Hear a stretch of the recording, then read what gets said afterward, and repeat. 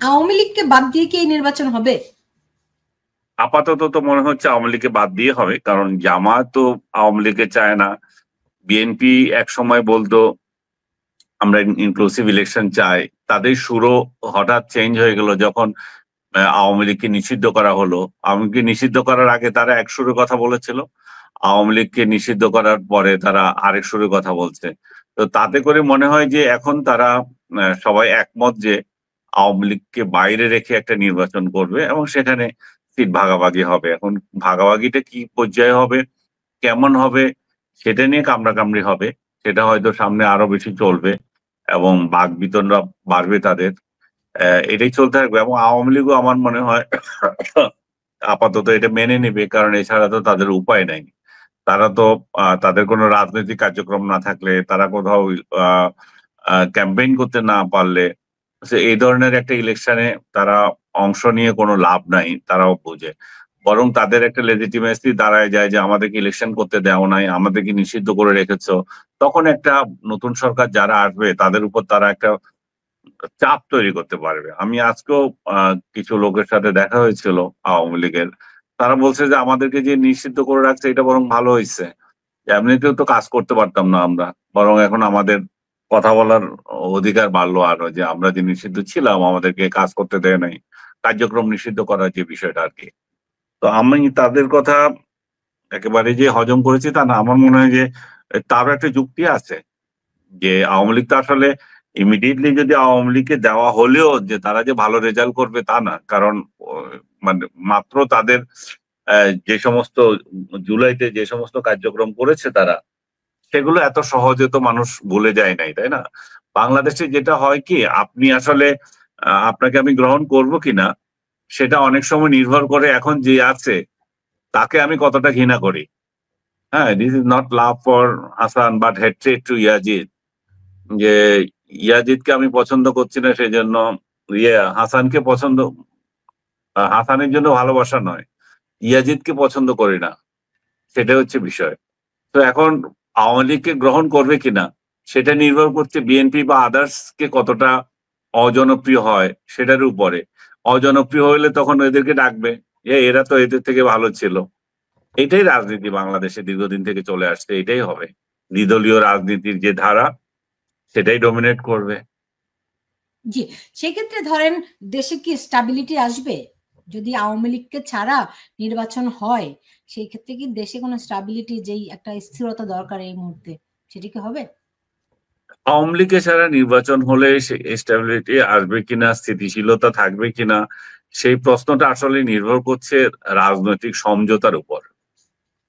আওয়ামী লীগ যদি বিএনপির সাথে এই সমঝোতায় আসে যে ঠিক আছে তোমরা ক্ষমতায় এসেছো, তোমরা তোমাদেরটা এনজয় করে যাও, বাট আমাদেরটা এটা এনশিওর করো যে আমরা আগামীতে যাতে ইলেকশন করতে পারি, আমাদের হামলা মামলা এগুলো, আসলে এগুলো সব অগ্রিম বলা হচ্ছে, বাট বাস্তবতাটা হচ্ছে এরকমই। এটা যদি এনশিওর হয় তাহলে কি ঠিকই, মানে তারা আওয়ামী লীগ বিএনপির জন্য বা যারা ক্ষমতায় থাকবে তাদের জন্য কোনো সমস্যা হবে না। কিন্তু এগুলা যদি ফয়সালা না হয় তাহলে অবশ্যই অস্থিতিশীল একটা ইলেকশন যেমন হবে, পরবর্তী সরকারও অস্থিতিশীল পরিস্থিতিতে থাকবে এবং বিদেশি সমর্থনও তাদেরকে থাকবে এরকম না, কারণ অতীতের মতোই তো এটাও একদলীয় ইলেকশন বা অন্যদেরকে ইনক্লুসিভ হয় নাই, অন্যদেরকে বা বৃহত্তর একটা রাজনৈতিক দলকে বাদ দিয়ে হয়েছে। এবং এই বৃহত্তর রাজনৈতিক দলের সাথে আরো কিছু দলও তাদের টার্গেট আছে যারা ইলেকশন যাতে না করতে পারে।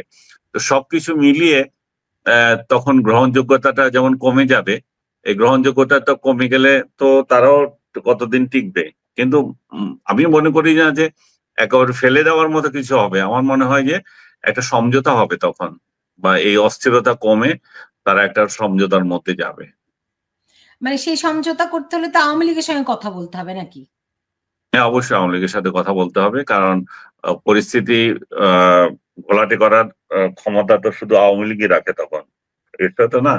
আর যতই চেষ্টা করুক যে আওয়ামী লীগ সবগুলোতে জেলের মধ্যে ভরে রাখবো, তো সেটাও তো সমাধান নাই। বিএনপি কেও তো জেলের মধ্যে ভরে রাখার জন্য শেখ হাসিনা চেষ্টা করেছে, তাই না?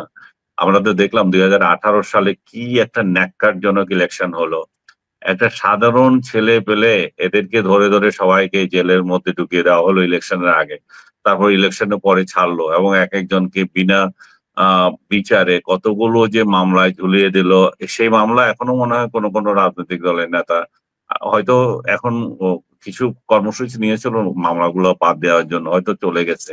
কিন্তু এই মামলায় যে কত ছেলে যে জেল খেটেছে, কত আহ দুর্গতি হয়েছে সেটা আমি জানি। আমি পার্সোনালি এটার সাথে ইনভলভ ছিলাম। আমার ফ্যামিলি মেম্বারকেও এইভাবে নির্যাতন করা হয়েছিল একজনকে, শুধুমাত্র বিএনপির একজন প্রার্থীর ফেসবুক পোস্টে লাইক দিয়েছিল এই জন্য। তো এ- এই ধরনের পরিস্থিতি যারা তৈরি করেছিল তাদের উপর তো আসলে মানুষ এত সহজে আহ, গ্রহণ করবে তা না, এদের উপর তো ক্ষোভ রয়ে গেছে। আবার তারা যেটা করেছে সেই সেটাও যদি নতুন সরকার যারা আসে তারাও যদি এভাবেই চালায় তাহলে তো আর শান্তি আসবে না এই দেশের মধ্যে আর কি। জি, ধরেন শুধুমাত্র আওয়ামী লীগ নয়, আপনিও বলেছেন যে আরো বেশ কয়েকটি দলকে হয়তো এই তালিকায় আনা হবে, যাতে বিশেষ করে জাতীয় পার্টি, যাতে করে তারা নির্বাচন করতে না পারে, ফলে না না, দেশে 14 দলের অন্যান্য দলও আছে, অনেকগুলো জি আছে। জাতীয় পার্টি তো আলাদা করে আছেই। জি 14 দলের ইনু পার্টি, ওয়ার্কার্স পার্টি, আদার্স যে কয়টা আছে ওদেরকে তো ইলেকশন করতে দেবে কিনা আমি সন্দেহান। জি কারণ তাদেরকে এখন যে অনুষ্ঠানগুলো হয় সেখানে তো বামদের মধ্যে শুধু বাসদ সিপিবি কে ডাকা হয়, বাকি আদার্স যেগুলো একটু মানে গ্রহণযোগ্য, গ্রহণযোগ্য না বলবো, একটু জনসমর্থন আছে ওগুলোকে তো ডাকে না। বিশেষ করে জাসদ, ইনো, ওয়ার্কার্স পার্টি, আরো কয়েকজন 14 দলের আরো যে কয়টা আছে। এখন বামদের যে কয়টা ডাকা হয় এগুলো খুবই ক্ষুদ্র ক্ষুদ্র বাম। এগুলা মানে সিপিবি বাসদ ছাড়া তো এখানে আওয়াজ দেওয়ার মতো বা আমার চোখে পড়ে না। আমি জানি না আপনারা দেখেন কিনা। তো এই দিক থেকে এবং জাতীয় পার্টি ইলেকশন করতে পারবে কিনা সেটা নিয়েও প্রশ্ন আছে। জাতীয় পার্টির উপর প্রেশার দেওয়া হচ্ছে। কাদের আবার একটু পাগলামি শুরু করেছে তার দলের মধ্যে, খালি বড় বড় নেতাদেরকে এক কাতারে সব আউট করছে। এখন এটাও সরকারের খেলা কিনা কে জানে। দলকে ভাগ করে একটাকে আলাদা করা, আর একটাকে দিয়ে হয়তো একটাকে আউট করে দেওয়া, একটাকে দিয়ে হয়তো নির্বাচন করা, যাতে নির্বাচনের মধ্যে জাতীয় পার্টি আছে এটা দেখানো যায়। আবার অনেকে বলতেছে যে কাদের এমন এক চাল চালছে, আওয়ামী লীগ হয়তো আহ জাতীয় পার্টিকে ভর করে ইলেকশন করবে, জাতীয় পার্টি সব জায়গায় ইলেকশন করবে, সেখানে আওয়ামী লীগ বলবে যে ওদেরকে ভোট দাও। এই সমস্ত নানা কাহিনী চলতেছে আর কি। তবে যত কথাই হোক, ইলেকশন হলে আমরা দৃশ্যত এখন যা দেখা যাচ্ছে যে বিএনপিরই সম্ভাবনা বেশি আছে, বিএনপি আসবে, বিএনপির সাথে সমস্ত দেন দরবার হবে। তো এই দিন দরবার আপনার কি মনে হয় যে মানে ধরেন রাজনীতিতে তো শেষ কথা বলে কিছু নেই। আহ অনেকেই বিশ্বাস করতে চায় না যে এই সরকারের অধীনে কোনো সুষ্ঠু নির্বাচন হবে, কারণ তারা তো একটা অংশীদার। মানে ধরেন আওয়ামী লীগকে যদি বাদও দেন, তারপরেও তো তারা একটি অংশীদার। ধরেন এনসিপি কে তারা সরাসরি সমর্থন দিচ্ছে ইউনূস সরকার, সেক্ষেত্রে বিএনপি কি সেটি মানবে? আমার মনে হয় ওই জায়গায় একটা আছে, বিরোধ আছে, যে ডক্টর ইউনূস এনসিপি কে সরকারি দল হিসেবে ট্রিট করছে কিনা সেই জায়গায় একটা গ্রহণযোগ্যতার একটা ব্যাপার থাকবে। কিন্তু ওভারঅল যদি আপনি চিন্তা করেন, এই কিছু সহযোগিতার জন্য আবার কিছু আসে যায় না। যখন মানে জনপ্রিয়তা এত বেশি থাকে আহ, বড় কোনো দলের, তখন এনসিপি কে যে সহযোগিতা করে, এনসিপি কে সাহায্য করে যে বড় কিছু করতে পারবে তা না। তখন আর হবে না, বরং এনসিপি কে বিএনপির সঙ্গে মিলিয়ে কয়েকটা সিট দেওয়া যায় কিনা সেটাও হয়তো তখন চিন্তা হতে পারে। আজকে আপনি খেয়াল করছেন কিনা জানি না, এনসিপি যে দলীয় প্রতীক চেয়েছিল শাপলা, সেটা কিন্তু তাদেরকে দেওয়া হয়নি। তারা কিন্তু এই নির্বাচন যে যে রোড মার্চ করছে এখন জুলাইতে, সেখানে কিন্তু অনেক জায়গায় শাপলা শাপলা করে চিৎকার দিয়েছে। কিন্তু আজকে নির্বাচন কমিশন বলছে যে এটা একটা জাতীয় প্রতীক, এটা দেওয়া যাবে না। এর আগে মান্না ভাইয়ের একটা দল আছে নাগরিক ঐক্য, তারাও চেয়েছিল, তাদেরকেও দেওয়া হয় নাই। তো এখানে দুইটা প্যাচালে পড়েছে তারা। প্রথমত হচ্ছে এটা যদি মান্না সাহেব আগে চেয়েছে তাকে দাও নাই কেন, তখন একটা গ্রহণযোগ্য, এই যে আপনি যে কথাটা বললেন যে খাতিরের প্রশ্ন আসবে, সেটা একটা বিষয়। আরেকটা হচ্ছে যেহেতু এটা জাতীয় পতাকা, জাতীয় প্রতীকের মধ্যে আছে, দোয়েলও একটা প্রতীক, দোয়েলও চাইছিল আরেকজনে।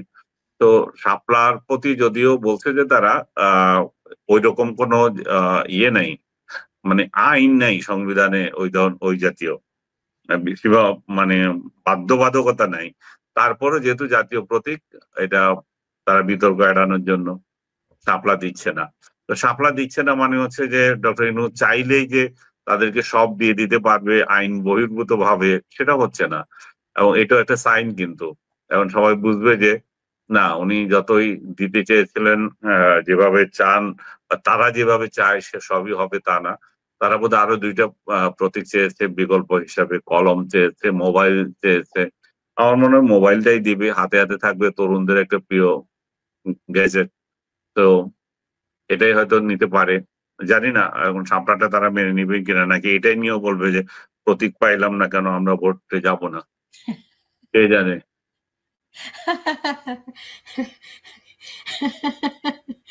মানে মামা বাড়ির মোয়া কি যেন, এটা ছেলের হাতের মোয়া আর কি।